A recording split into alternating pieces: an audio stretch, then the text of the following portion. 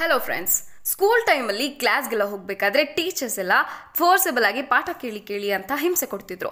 ಆವಾಗಿನ ಮೈಂಡ್ ಸೆಟ್ಟಲ್ಲಿ ಯಪ್ಪ ಯಾವಾಗ ಬೆಲ್ ಆಗುತ್ತೋ, ಯಾವಾಗ ಮನೆಗೆ ಹೋಗ್ತೀವೋ ಅಂತ ಅನ್ನಿಸ್ತಿತ್ತು. ಆದರೆ ಒಂದು ಪರ್ಟಿಕ್ಯುಲರ್ ಕ್ಲಾಸಲ್ಲಿ ಒಂದು ಸಬ್ಜೆಕ್ಟ್ನ ತಗೊಂಡ್ರೆ ಮಾತ್ರ ಟೀಚರ್ಸ್ ಬಿಟ್ಬಿಟ್ರೋ ಅಂದರೂ ಕೂಡ ಮಕ್ಕಳು ಮಾತ್ರ ಕ್ಲಾಸ್ ತಗೊಳ್ಳಿ ಅಂತ ಹೇಳ್ತಿದ್ರು.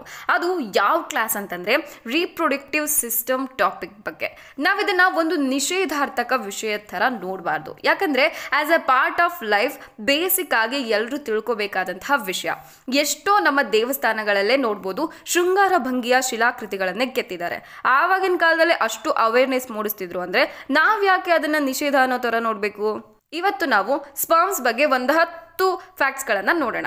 ಆ್ಯಂಡ್ ಕೊನೆಯದಾಗಿ ಅಂದರೆ 11ನೇ ವಿಷಯವಾಗಿ ಒಬ್ಬ ಫೇಮಸ್ ವ್ಯಕ್ತಿಯ ಬಗ್ಗೆ ತಿಳ್ಕೊಳ್ಳೋಣ. ಫಸ್ಟ್ ಥಿಂಗ್, ನಮಗೆಲ್ಲ ಕಾಮನ್ ಆ್ಯಂಡ್ ಬೇಸಿಕ್ ಆಗಿ ಗೊತ್ತಿರೋ ಹಾಗೆ ಮೇಲಿಂದ ಒಂದು ಲಿಕ್ವಿಡ್ ಫಾರ್ಮ್ ಆಗಿ ಫೀಮೇಲ್ಗೆ ಪಾಸ್ ಆದರೆ ಅದರಿಂದನೇ ಬೇಬಿ ಫಾರ್ಮ್ ಆಗೋದು. ಆ ಸ್ಪರ್ಮ್ ನೋಡೋದಕ್ಕೆ ಟ್ಯಾಂಪೋನ್ ಥರ ಇರುತ್ತೆ ಅಂತಲೂ ಗೊತ್ತು. ಹಾಗಾದರೆ ಸ್ಪರ್ಮ್ ವರ್ಡ್ ಯಾವ ಲ್ಯಾಂಗ್ವೇಜಿಂದ ಒರಿಜಿನ್ ಆಯಿತು ಅಂತ ನೋಡಿದ್ರೆ ಸ್ಪರ್ಮ್ ಇಂಗ್ಲೀಷ್ ವರ್ಡ್ ಆಗಿದ್ರೂ ಕೂಡ ಗ್ರೀಕ್ನ ಸ್ಪರ್ಮಾ ಅನ್ನೋ ಒಂದು ವರ್ಡಿಂದ ಹುಟ್ಟಿದಂತಹ ಪದ. ಹಾಗಂದರೆ ಟು ಸಾಫ್ಟ್ ಸೀಡ್ ಅಂತ. ಇನ್ನು 2ನೇ ಪಾಯಿಂಟ್ ಏನಂದರೆ, ಒಬ್ಬ ವಯಸ್ಸಿಗೆ ಬಂದ ಹುಡುಗ ಮೆನ್ಸ್ಟ್ರಿಬ್ಯೂಷನ್ ಮಾಡ್ಕೊಂಡಿಲ್ಲ ಅಂದರೂ ಕೂಡ ಸ್ಪರ್ಮ್ ಪ್ರೊಡ್ಯೂಸ್ ಆಗುತ್ತೆ. ಒಂದು ಸೆಕೆಂಡ್ಗೆ 1500 ಸ್ಪರ್ಮ್ಸ್ ಬೈ ಡಿಫಾಲ್ಟ್ ಆಗಿ ಏನು ಮಾಡಿಲ್ಲ ಅಂದರೂ ಕೂಡ ಪ್ರೊಡ್ಯೂಸ್ ಆಗುತ್ತೆ. ಇನ್ನು 3rd ಪಾಯಿಂಟ್ ಏನಂದರೆ, ಇಂಟಿಮೇಟ್ ಆದಾಗ ಒಂದು ಸಲ ಎಷ್ಟು ಸ್ಪರ್ಮ್ಸ್ ಹೊರಗಡೆ ಬರುತ್ತೆ ಅಂತ ನೋಡಿದ್ರೆ ಅಪ್ರಾಕ್ಸಿಮೇಟ್ ಆಗಿ 4 ಕೋಟಿ ಸ್ಪರ್ಮ್ಸ್ ಆವ್ರೇಜ್ ಆಗಿ ಹೊರಗಡೆ ಬರುತ್ತೆ ಬಿಲೋ 58 ಇರೋ ಹುಡುಗರಿಗೆ.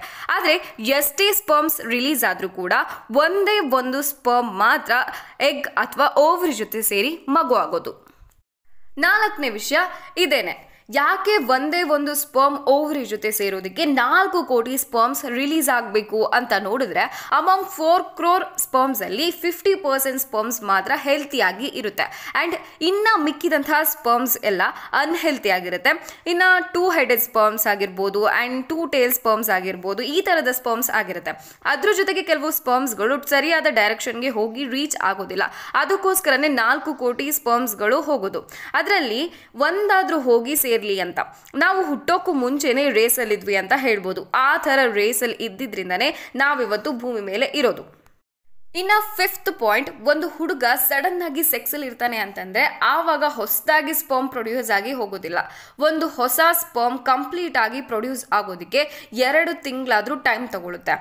ಆಗ ರಿಲೀಸ್ ಆಗೋವಂಥ ಸ್ಪರ್ಮ್ ಆಗಲೇ ಹೊಸದಾಗಿ ಪ್ರೊಡ್ಯೂಸ್ ಆಗೋದಿಲ್ಲ. ಆಲ್ರೆಡಿ ಇರೋ ಸ್ಪರ್ಮ್ಸ್ ಏನೇ ರಿಲೀಸ್ ಆಗುತ್ತೆ. ಅದು ಪ್ರಾಪರ್ ಸ್ಟೇಜ್ಗೆ ರೀಚ್ ಆಗೋದಕ್ಕೆ 2 ತಿಂಗಳು ಟೈಮ್ ತಗೊಳುತ್ತೆ. ಇನ್ನು 6ನೇ ವಿಷಯ ಏನಂದರೆ, ಇತ್ತೀಚಿನ ದಿನಗಳಲ್ಲಿ ಅನ್ವಾಂಟೆಡ್ ಪ್ರೆಗ್ನೆನ್ಸಿನ ಅವಾಯ್ಡ್ ಮಾಡೋದಕ್ಕೋಸ್ಕರ ಕಾಂಡೋಮ್ಸ್ ಆ್ಯಂಡ್ ಎಮರ್ಜೆನ್ಸಿ ಪಿಲ್ಸ್ನ ಯೂಸ್ ಮಾಡ್ತಾರೆ. ಬಟ್ ಆಗಿನ ಕಾಲದಲ್ಲಿ ಅಥವಾ ಇವಾಗಲೂ ಕೂಡ ಕೆಲವೊಬ್ಬರು ತುಂಬ ಬಿಸಿ ನೀರಲ್ಲಿ ಸ್ನಾನ ಮಾಡ್ತಾರಂತೆ. ಬಿಸಿ ನೀರಲ್ಲಿ ಸ್ನಾನ ಮಾಡಿದರೆ ಸ್ಪರ್ಮ್ಸ್ ಎಲ್ಲ ಸಾಯ್ತಿತ್ತು ಅನ್ನೋ ನಂಬಿಕೆ. ಯಾಕಂದರೆ ಸ್ಪರ್ಮ್ಸ್ಗೆ ಹಾಟ್ ಅಂದರೆ ಆಗೋದಿಲ್ಲ, ಅದು ಕೋಲ್ಡಲ್ಲಿ ಮಾತ್ರ ಚೆನ್ನಾಗಿ ಜೀವಿಸಿರುತ್ತೆ. ಬಿಸಿ ನೀರಲ್ಲಿ ಸ್ಪರ್ಮ್ಸ್ ಎಲ್ಲ ಡೆಡ್ ಆಗುತ್ತೆ. ಅದಕ್ಕೇನೆ ತುಂಬ ಬಿಸಿ ನೀರಲ್ಲಿ ಸ್ನಾನ ಮಾಡಿದರೆ ಟೆಸ್ಟಿಕಲ್ ಒಳಗಡೆ ಇರೋ ಸ್ಪರ್ಮ್ಸ್ ಎಲ್ಲ ಸತ್ತೋಗ್ಬಿಡುತ್ತೆ ಅಂತ ನಂಬಿ ಹಾಗೆ ಮಾಡ್ತಿದ್ರು. ಅದು 100% ಎಫೆಕ್ಟಿವ್ ಆಗಿ ಇರಲಿಲ್ಲ. ಆ ಥರ ಟೈಮಲ್ಲೂ ಕೂಡ ಪ್ರೆಗ್ನೆಂಟ್ ಆಗಿರೋ ಕೇಸಸ್ ಇದೆ. 7th ಪಾಯಿಂಟ್ ಈಸ್, ಸ್ಪರ್ಮ್ ಒಂದು ಬೇಬಿ ಫಾರ್ಮಿಂಗ್ ಸೆಲ್ ಆಗಿರುತ್ತೆ. ನಾರ್ಮಲ್ ಹ್ಯೂಮನ್ ಒಳಗಡೆ ಯಾವುದೇ ಒಂದು ಫಾರಿನ್ ಸೆಲ್ ಎಂಟರ್ ಆದರೆ ಡಿಫೆನ್ಸ್ ಮೋಡಲ್ ಇರುತ್ತೆ ನಮ್ಮ ಬಾಡಿನಲ್ಲಿರೋ ಸೆಲ್ಸ್, ಅಂದರೆ ಫಾರಿನ್ ಸೆಲ್ಸ್ ಜೊತೆ ಹೋರಾಡುತ್ತೆ. ಹಾಗೆಯೇ ಸ್ಪರ್ಮ್ ಕೂಡ ಫಾರಿನ್ ಸೆಲ್ ಆಗೇನೆ ಇರುತ್ತೆ. ಆ ಸೆಲ್ನ ನಮ್ಮ ಬಾಡಿಯಲ್ಲಿರೋ ಡಿಫೆನ್ಸ್ ಸೆಲ್ ಸಾಯಿಸಬಾರ್ದು ಅಂತ ಪ್ರತಿಯೊಂದು ಸೆಲ್ಸ್ ಜೊತೆಗೂ ಕೂಡ ಒಂದೊಂದು ಗಾರ್ಡ್ ಸೆಲ್ಸ್ ಹೋಗ್ತವೆ.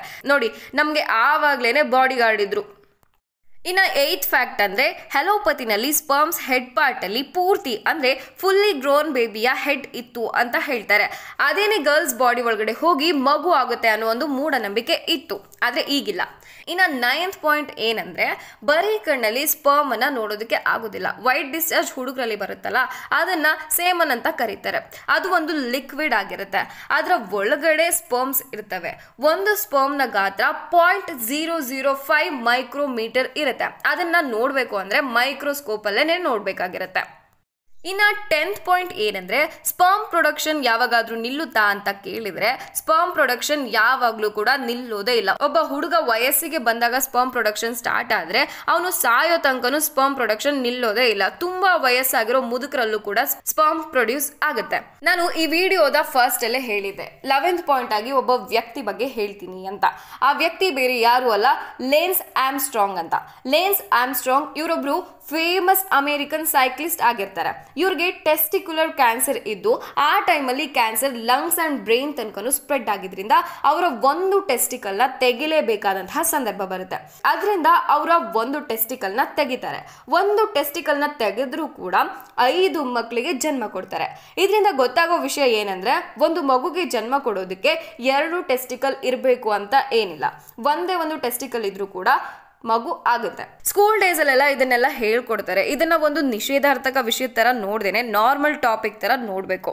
ನಿಮ್ಮ ಫ್ರೆಂಡ್ಸ್ಗೆಲ್ಲ ಈ ವಿಡಿಯೋನ ಶೇರ್ ಮಾಡಿ ಇದ್ರ ಬಗ್ಗೆ ಸೆಕ್ಷುವಲ್ ಅವೇರ್ನೆಸ್ ನ ಮೂಡಿಸೋದು ಒಳ್ಳೇದು. Thank you.